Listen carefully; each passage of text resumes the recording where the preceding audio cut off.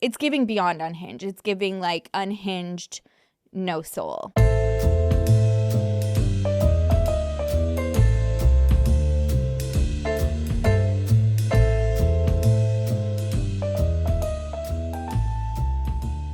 Welcome to, oh my God, our second return episode of True Crime Wine Wednesday. Are we loving the new intro for this?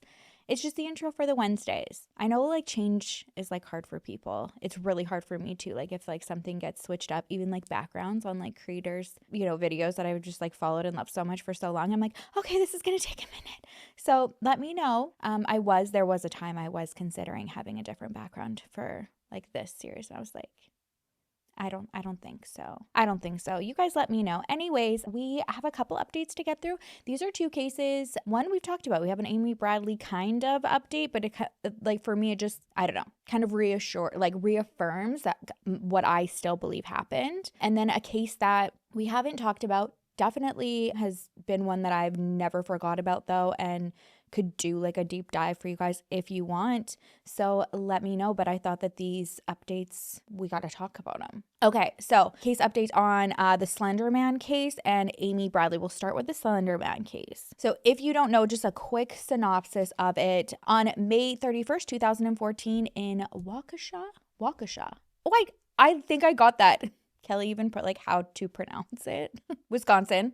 There were two 12-year-old girls, Morgan Geyser and Anissa Weir, who lured their friend Peyton Lutner to a wooded area during a sleepover. So they like snuck out, went to this wooded area, and they stabbed her 19 times. Miraculously, and they left her, okay? Miraculously, Peyton survived. She literally crawled to this path like out of the wooden area so that she could be seen, and somebody riding their bike found her and got her help.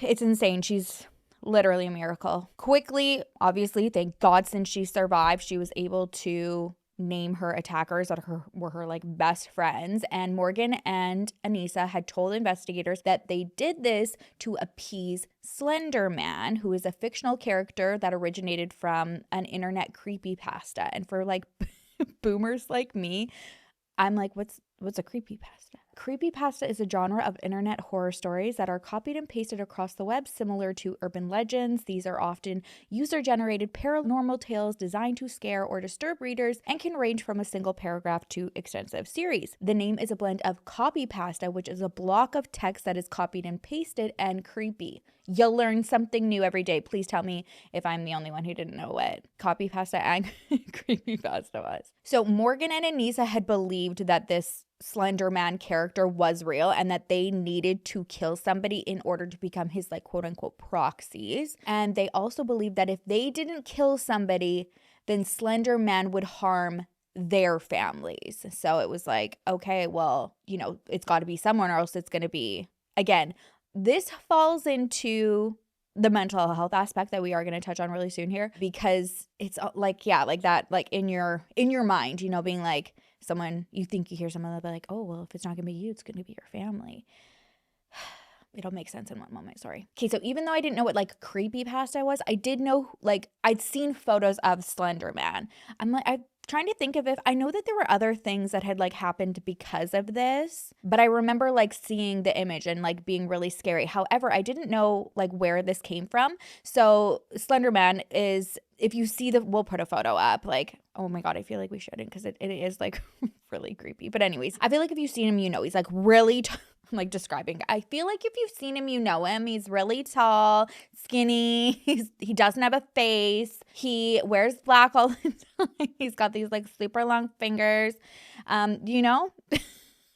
Anyways, his whole thing was he would stalk, kidnap, and then like mess with, like get in the people's heads, right? So I feel like if you were following it, that's where that would like come from. It's like he's in your head being like, you need to do this or else. And he popped up on the internet back in 2009 on a comedy website, apparently called Something Awful. And this was like a Photoshop contest to create like the spookiest fake paranormal pictures that you could. I had no idea about that. When it comes to that, I'm like, that is actually crazy, because the photos, they do look like somebody like found these and that they were real. And I kind of try to go back to like 2009 at that era when I do remember seeing this. And I'm like, well, like, how would you do that? I didn't, like, I was definitely not like a Photoshop expert by any means. Although I did Photoshop through like the Paint program, a photo of me and Vin Diesel. I was in my grad dress and he was on a red carpet. I put us together, and then our daughter was Boo from Monster Inc. I wish I still had that photo. I would share it with you guys. Anyways, how funny now that my husband is literally so obsessed with Fast and the Furious. I must have manifested. Okay, sorry. I know I'm all over the place. Anyways, this was a Photoshop contest. Okay, so this was like before, you got to think about it. This is like before AI or anything like that. Did this. So it was a guy named Eric Knudsen, aka Victor Surge, that was the one who like first posted this guy. And this went huge. This went even beyond the internet, where I think that there was like movies and stuff like that. And I think this like was kind of like the most like modern day urban, like biggest urban legend of that like time for us back, like I'm from the 90s era, where you're thinking of, it was, oh my God, what was that? Like those like creepy stories that you would tell at sleepovers and stuff. But there was like always that one where it's like the dog, like the girl like heard a noise, and then she was like petting the dog like for comfort beside her bed. And then I think like woke up, and this is so funny about urban legends too, because I'm sure like people are like, yes, and then it's going to get warped, right? You guys will have heard of something else. So tell me like what your version was. But then, sorry, she wakes up like the next morning, and then the whole family is like dead except for her, and realizes that it wasn't the dog, it was like the killer that she was like petting. Oh my God. Anyways, there's like so many creepy ones, but I feel like this was like the internet modern day urban legend. Okay, so this is what they like. They obviously believed this. They thought that this was someone who was really going to attack them, even though they were only 12 years old. Morgan and Anissa, they went through the adult court system because this is, I feel like, something that is like beyond attempted murder. It's like there's got to be another charge for when it's like 19 times like see you later, so premeditated, like it's ridiculous. And it was just like a miracle that this girl survived. Anyways, ultimately, both cases were settled with not guilty by reason of mental disease or defect, NGI pleas, acknowledging that they had significant mental health struggles. I will say, yes, if you've seen their interviews, I will say there was always something about the interviews that I was watching where I was like, oh, like Morgan definitely has, I want to say like it's beyond mental health, like there's something sinister there. Do you know what I mean? And I feel like if you know, you know. But I feel like this requires like a really like deep dive if you've never heard of this and this makes no sense to you. So I'm trying to catch up as easily as I can. So just think of that. Like to me, between the two of them, I was like, okay, this was Morgan's idea for sure. And there's something more behind it. And then I think Anissa is just like, she was even more like susceptible because she also had mental health issues. So Morgan was diagnosed with early onset schizophrenia, and she was sentenced to an indefinite commitment to a mental health institution for 40 years in 2018. I feel like 2018 was not even that freaking long ago. And then Anissa, she pleaded guilty to a lesser charge. So hers was attempted second-degree murder. Sorry, Morgan's was attempted first-degree intentional homicide. And then Anissa also went to a state mental health facility. She was diagnosed with a shared delusional disorder and then was sentenced to 25 years in a mental institution back in 2017. She was able to petition for her release and got conditional release in 2021. When she got out, she, had a pretty strict plan. Understandably, she had to live with her dad, go to outpatient psychiatric treatment, and then her internet use was also watched. Very, very smart because obviously, like this originated from that. Initially, she was also on a GPS monitoring system. And I think since everything was like going okay, from our understanding, it was removed in 2023. Now, Morgan, so she was sentenced to 40 years. She was approved for conditional release to a group home earlier this year. And if you're watching from the future, we are in 2025 right now, December to be exact. Merry Christmas. And I had no idea until what we're about to talk about came up that they had gotten out, which is, I guess that can be said with like so many things, but like that thought is so terrifying. Like when I told you guys like a couple weeks ago how my daughter was like, Mom, like sometimes like you really scared me, and that's why, you know, like people scared me so much like growing up, and I was like, I'm really sorry, but kind of not sorry. This was one of the cases that stuck with me so much, where it was like I was so hesitant about my daughter like going out with like friends and like really like you know, like analyzing the friends and stuff like that. And I know like you can never know, but it's always been on my mind, especially with my oldest daughter, because it was so close like to this time. So when I think about this, I'm like, oh my gosh, like they were out like roaming around. Like what if like, obviously they're in the United States, but it could be even your guys. Like what if like one of your like teenage daughters had just like ran into them and all of a sudden like befriended them and stuff like that. And you're just like, wow, you look a lot like someone I've seen on Dateline before, and you just didn't know that they were released. Side tangent. This is where that came from though. This is one of those cases. And then another case where again, it was the friends, and unfortunately she didn't survive. Now with Morgan's, like I said, there just is something about her. There was always something about her when I would see her on TV, when I see her interviews, that I was just like, you just don't think that like she was ever going to get out. But this release was backed by 3 medical experts who believed that her psychosis was either temporary or resolved. However, there were other experts that did weigh in and say, absolutely not, she is not ready. And even though they got trumped, they even had hurdles trying to find her like a placement. Nobody wanted her. There was one that wanted her or was going to take her, and it was only 8 miles from where her survivor Peyton lived, which is insane. That's not the update though, okay? So ultimately, she was released. I feel like in this case, sorry, I know I'm going on so many tangents. That's why that's why this one's a little bit more, you know, talky. I feel like in this situation though, it's like almost kind of like a jury, you know, like where you just like need like an unanimous. I think that's for like the death sentence, right? Like it's, I mean, and I think also like certain charges. Anyways, you know what I'm saying? It needs to be unanimous. If there is somebody who's like, no, this was really concerning and this is why, and they had like enough, it's almost kind of like a mini trial. If they have like enough to like back it up, then it's like, yeah, no, we can't all get on board. This isn't a unanimous decision. She's going to need to stay. In these types of situations, I feel like that's like really, really important. But anyways, c'est la vie, right? She was released, went to a group home, and freaking escaped from the group home and cut off her ankle monitor. So that's how I found out she was even released, when that was on the news, because that popped up. There was like a huge manhunt everywhere you were on like social media or on the news. It was everywhere. So she was found. She is found now, thank goodness. She was found on November 23rd, 2025. And there is body cam of that. I will try to share it with you guys. Like how far? Not that far. We're not living anywhere. We'll be fine. Are you missing from somewhere? Then just give me your name and date of birth and you can be on your way. Okay, I'm 19. Huh? Yeah, that's what I was trying to do. Please let her go. Then Please let her go. Then give me your name. I did something wrong. She did. What did you do? She doesn't know what I did. Okay, that's fine. I ain't. Let me talk to you over here. Okay, I'll put you What is it that you did wrong? I did something really wrong. What? Why? Why can't you give me information? What's wrong with that? So he says he just can't give me his information. Okay, so take him in custody. You're at home, yeah, you're custody.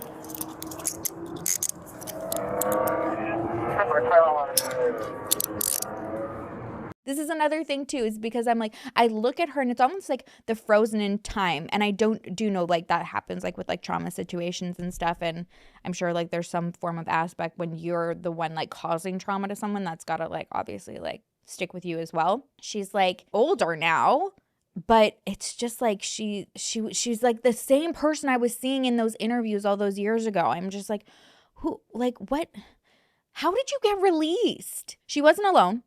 She was found with a 43-year-old man named Chad Charlie Mecca, who is allegedly her lover. And according to some unverified comments on Facebook, they had been caught several times trying to sneak him into the group home. And then this was when like they had made the decision like to be together and that she was going to escape. Again, these are not good decisions after all of this time trying to get better. It was actually an employee of a truck stop that found them. They were sleeping like on the sidewalk, like I think like in the like back near this truck stop, and one of the employees there called the police. They came, and initially when the police came, like they just were like coming to this report. They did not give their names, like they didn't want to cooperate with police at all.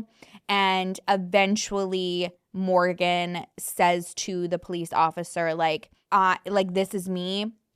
I don't want to tell you who I am because like I've done something really, really bad. And the officers are like, what did you do? And she's like, like you'll know, like just Google my name. So they were arrested, taken into custody. As of right now, Chad has been released, but he was charged with criminal trespass and obstruction of identification. And then Morgan, she waived her right to an extradition hearing, which makes it much easier for Illinois authorities to send her back to Wisconsin for processing. And then Wisconsin authorities have filed a sealed petition to revoke her conditional release. As of now, we know that is scheduled for December 22nd of this year, 2025 again. And then that is when the courts are going to decide like if they're going to revoke her release or not. If she is revoked, she will most likely return to the psychiatric facility. I personally think, and if you know more about this, weigh in and let me know in the comments, but I personally think she should go to prison. Like I said, I think that there's clearly mental health there, but I think that also like there is just like something more, like the lack of like respecting authority after all that time. Like you were given a chance to rehabilitate. The crime that you had committed initially to get you where you were is absolutely heinous, and then it's like, and then you escape. Like no. But yeah, so I'm wondering how that would work, since her sentence was the psychiatric facility. Do you know what I mean? Like, is jail now because like this is something separate? Anyways, got to learn more about that. You guys let me know if you know. And okay, our next update is just a small one on Amy Bradley, but I'm like, okay, this like literally feels like there's something in the gut. I'm like, I think she's alive. I am of belief that she is alive. I know like that video was seen by a lot of people who aren't like subscribers of the channel. So I feel like when you're not like, when you've never like, or like my interpretation of when people haven't like gone to a channel before and like gotten a sense of like who they're watching, they're just like so brutal. They're like, I freaking time she found them. It's like, who are you? And then I'll look and I'll be like, oh, you've never been here before. Because you can see like if people, like all the comments that people have left like over the years and like support or unsupport. I can also see that too if like someone's like repeatedly like commenting terrible things. And I'm like, wait, I've seen this username before. And then you just open the history and it's just like all the worst things about you. I'm like, oh,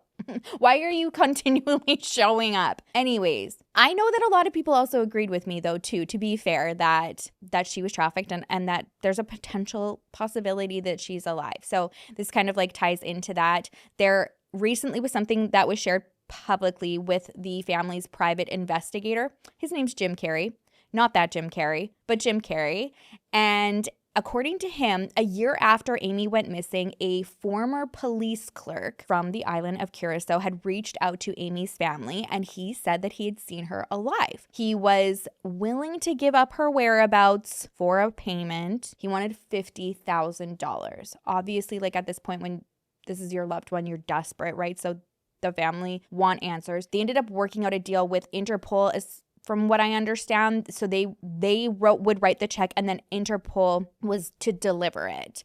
So when they went to deliver it to this former police clerk, he sees it's not cash and he like calls the whole thing off. Then he was allegedly like irate, breaks into the Interpol agent's hotel room and then ransacks the room like looking for money. So the Interpol guys leave the next day. They're like, sorry, like this guy's unhinged. I don't know like what we can try to convince him to like give us this information. It's giving beyond unhinged. It's giving like unhinged, no soul.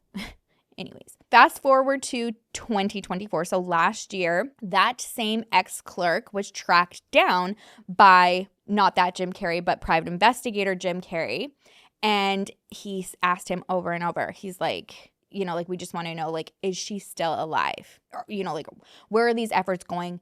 Is she still alive? And he said yes, consistently.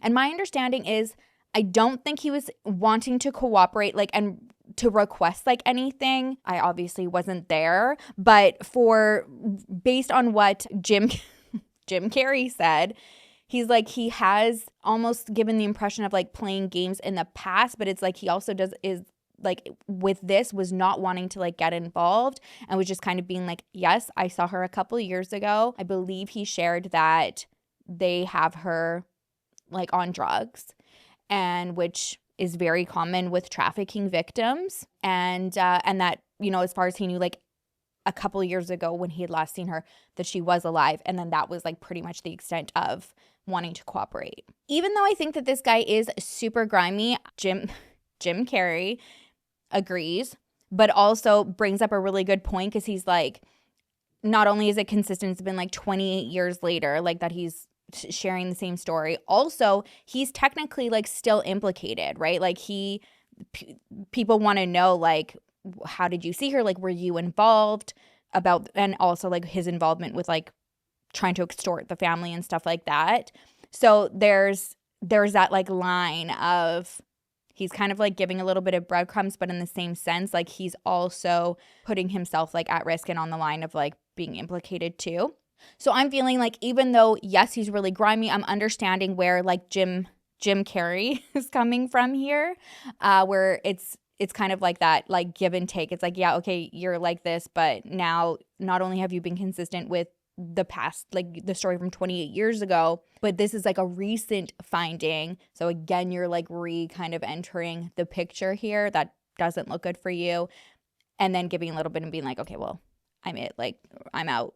Go find her. Okay, those are the updates that I have today for you. I love like chilling with you guys like this. I hope you guys like it too. Next week, I'm waiting until like more transpires, because right now all of like the pre-trial type hearings are going on right now for Luigi Mangione, and I have so many thoughts about several things in there, but like there's new kind of things like coming every day. So I think I'm pretty sure it's like 4 days. So by next Wednesday, that'll all be wrapped up, and then I can just give like a big summary of everything that's going on right now before trial. I think that one there's going to be a lot unfolding, but what I will say is like, I'm just like floored. On day one, I was floored just to even see the lineup. It was like broads meeting, you know, lining up to go see like freaking, I don't know, Jacob Elordi or something. He's my current hyperfixation. That's where that's coming from. But you know what I mean? I'm like, yeah, guys, we got we have to think about things. I get like innocent until proven guilty, but it's just, I don't know. I feel like stuff like that is just like so tone deaf. They're like dressed to that. They look like they're going to like the club for a meet and greet. Anyways, so yeah, I have lots to go over, and then I just kind of want to have it all, so it's not like just like little scattered tidbits. And then I think that will give us a really good idea about like where the defense and the prosecution are heading for trial, because right now this is where the defense is arguing that they don't want a lot of, obviously they don't want any evidence presented, but some of like the really more, I guess, what the state believes is like incriminating evidence, they don't want. So they're starting to poke holes, and I guess I haven't like focused on like pre-trials as much as I have lately, and I find them actually so fascinating, because it really does give you insight of, okay, like this is kind of like where they're going, as opposed to just like seeing headlines and thinking you understand a case before trial and how it's going to end up. Yeah, I don't know. I feel like this kind of, it's like a chess game. You're just like, okay, like, so this is what you're doing this way. And it kind of gives you a sneak peek as to, you know, what's going to happen before it actually does. So yeah, I can't wait to talk about that. I love you guys so much. I will see you on Friday or Saturday, because we were dealing with a Mexico stomach bug in the house. So I am kind of a day late on everything right now. But I love you so much. I appreciate you. I miss you terribly. Until I will see you next time. That's not the outro, but it is for today. If you haven't already and you're okay with all of the chaos, like and subscribe. All right. I love you. I appreciate you. And I'll see you in the next video. Bye.